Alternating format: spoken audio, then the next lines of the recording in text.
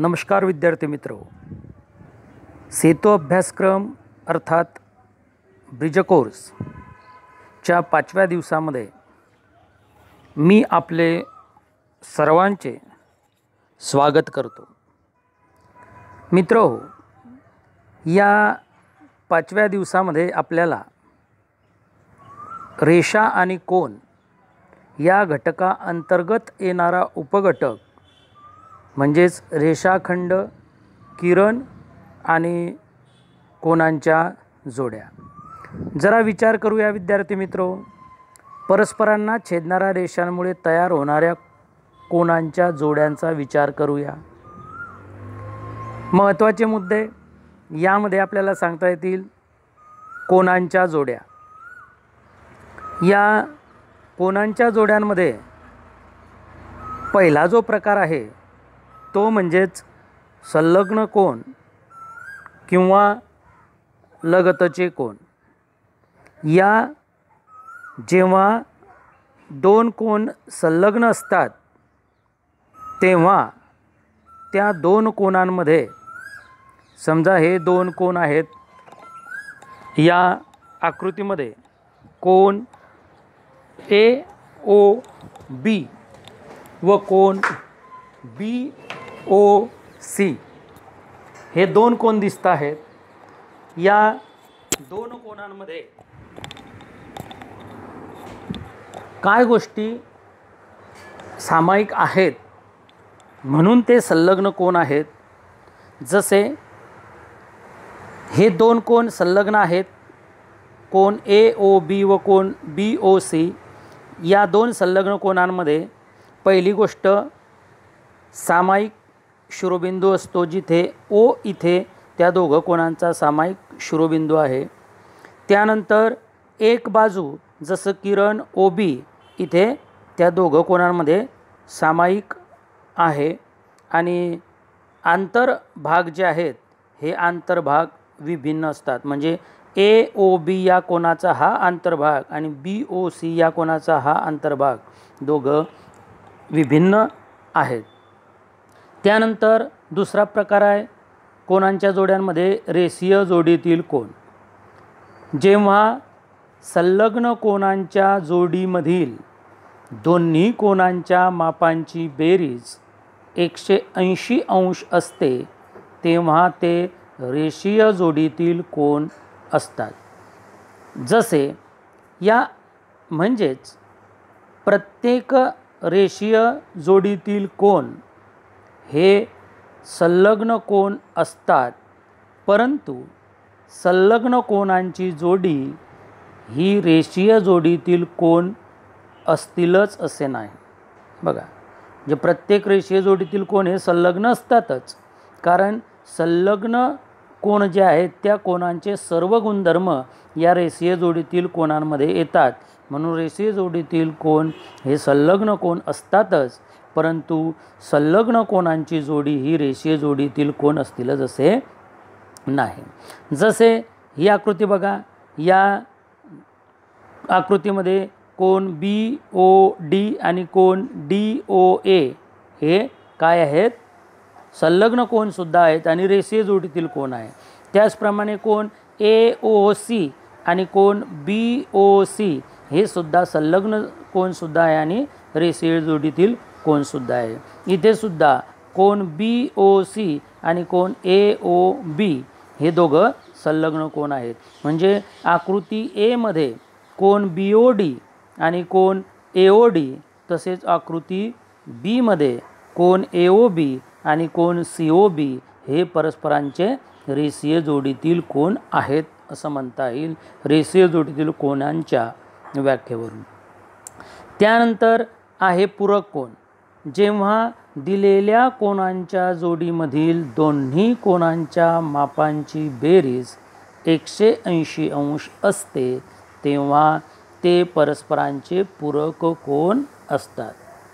म्हणजेच दोन कोनांची जोडी दिलेली आहेत, त्या दोघं कोनांच्या मापांची बेरीज जर 180 अंश येत असेल तर ते दोघी कोन परस्परांचे पूरक कोन असतात असं म्हटलं जातं.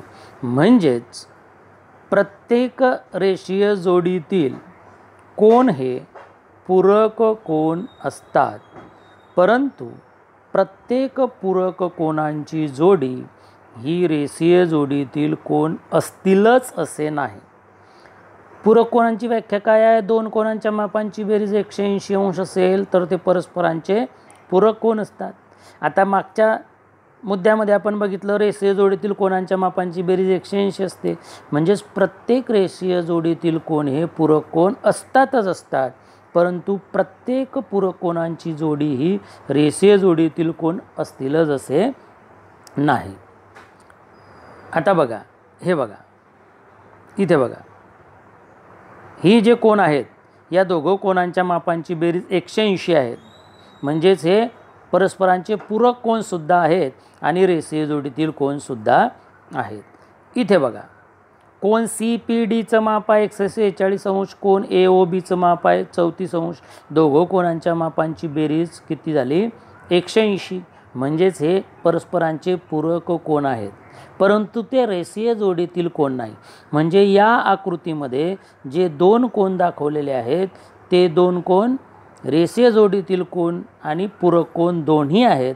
तर या आकृतीमध्ये जे दोन कोन दिसत आहे ते फक्त आणि फक्त पूरक कोन आहेत, ते रेषीय जोडीतील कोन नाही. आता चौथा प्रकार आहे कोटी कोन.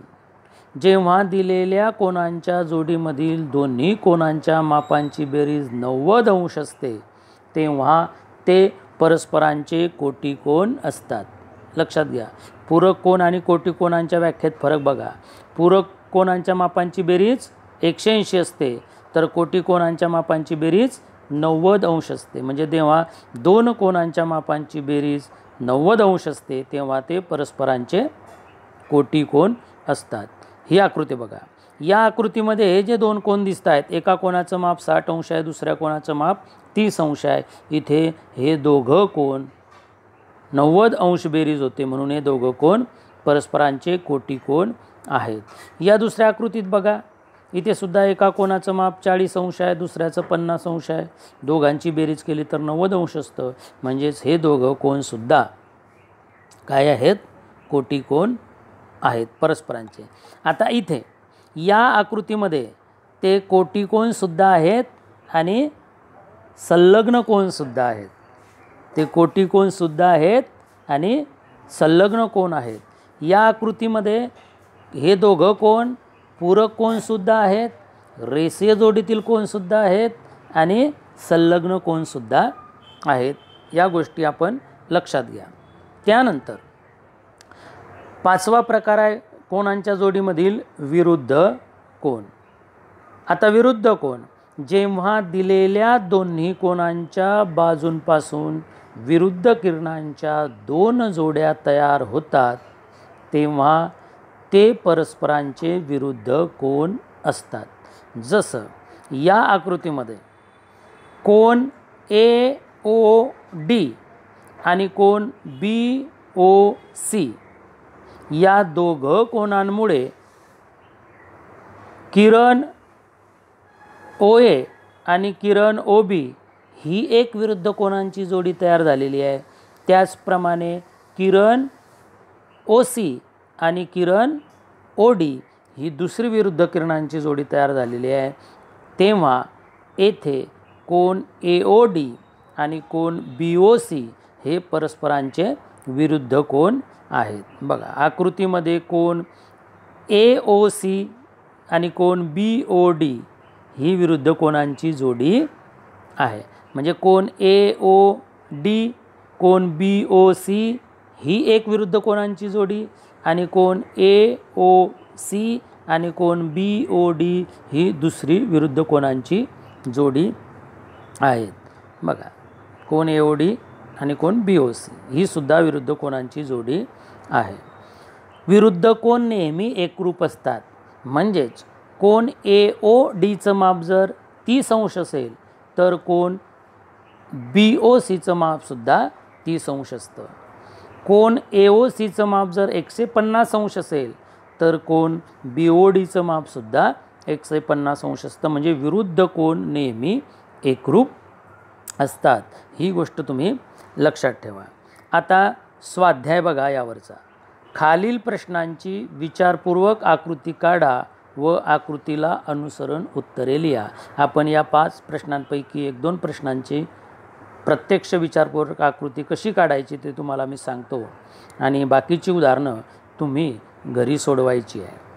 बघा, पहिलं, 2 लघुकोन परस्परांचे कोटिकोन असू शकतात का? आता आपल्याला माहिती आहे की हे बघा 2 कोन, हे 2 लघुकोन आहे, 40 अंश आणि 50 अंश. दोघं लघुकोन आहे. दोघं कोणांच्या मापांची बेरीज किती होते आहे? तर 90 अंश. म्हणजेच येथे हे दोघं लघुकोन परस्परांचे कोटिकोन आहेत. इथे बघा, एका कोणात हे दोघं लघुकोन आहे, एकाचं माप 50 अंश आहे, एकाचं माप 30 अंश आहे. या दोघं कोणांच्या मापांची बेरीज केली तर होते 80 अंश. म्हणून या दुसऱ्या आकृतींमधील हे जे 2 कोन दिसत आहेत ते दोघं लघुकोन आहेत, परंतु ते परस्परांचे कोटिकोन नाही, कारण त्यांच्या मापांची बेरीज 90 अंश नाही. कारण ज्या 2 कोनांच्या मापांची बेरीज 90 अंश असते ते परस्परांचे कोटिकोन असतात.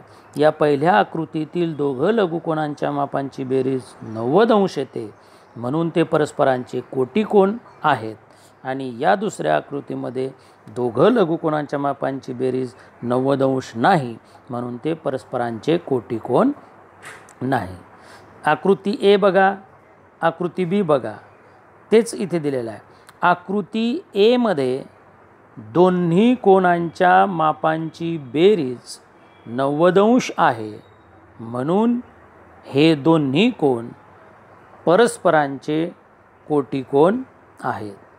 तर आकृती बी मध्ये दोन्ही कोनांच्या मापांची बेरीज 90 अंश नाही, म्हणून हे दोन्ही लघुकोन परस्परांचे कोटिकोन नाहीत.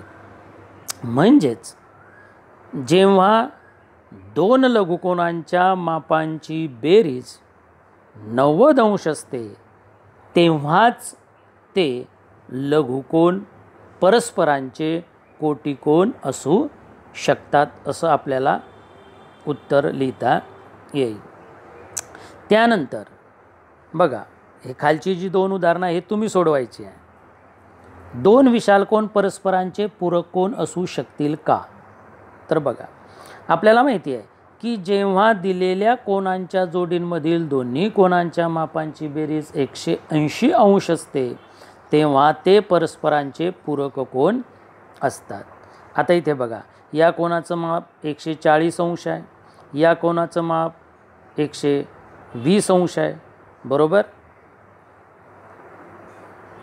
दोन्ही विशालकोन परस्परांचे पूरक कोन असू शकत नाही, कारण या दोघं कोनांच्या मापांच्या बेरजेचा जर विचार केला तर इथे ते 260 अंश होत आहे, कारण विशाल कोनाचं माप हे 90 पेक्षा जास्तच असतं, बरोबर आहे की. म्हणून 2 विशाल कोनांच्या मापांची बेरीज कधीच 180 अंश मिळणार नाही, ती 180च्या वरतीच असेल. म्हणून 2 विशाल कोन परस्परांचे पूरक कोन कधीच असू शकत नाही. आता 2 लघुकोन परस्परांचे पूरक कोन असू शकतात का? लघुकोन परस्परांचे पूरक कोन असू शकतात का ते बघायचं आहे. यामध्ये आपल्याला म्हणता येईल की जेव्हा दिलेल्या कोनांच्या जोडीतील दोन्ही कोनांच्या मापांची बेरीज 100 अंश असते तेव्हा ते परस्परांचे पूरक कोन असतात, हे आपल्याला माहिती आहे. मग आपण 2 लघुकोन घेऊ. बघा, हे 2 लघुकोन आहे. 2 लघुकोनाचं माप 90 अंशापेक्षा काय असतं, नेहमी कमी असतं.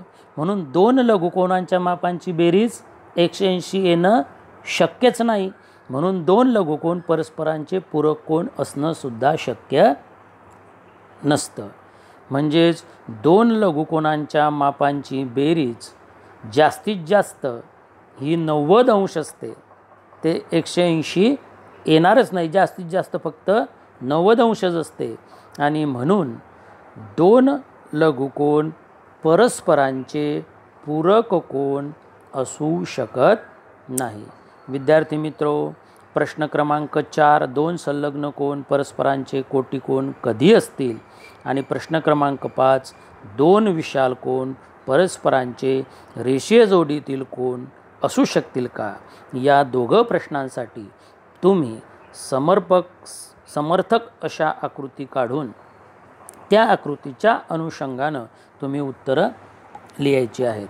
या सर्व व्हिडिओतील जे लिखाण आहेत ते लिखाण तुम्ही आपल्या सेतू अभ्यासक्रमाची जी वही लावलेली आहे त्या वहीमध्ये तुम्ही लिहायचं आणि काळजीपूर्वक अभ्यास करायचा.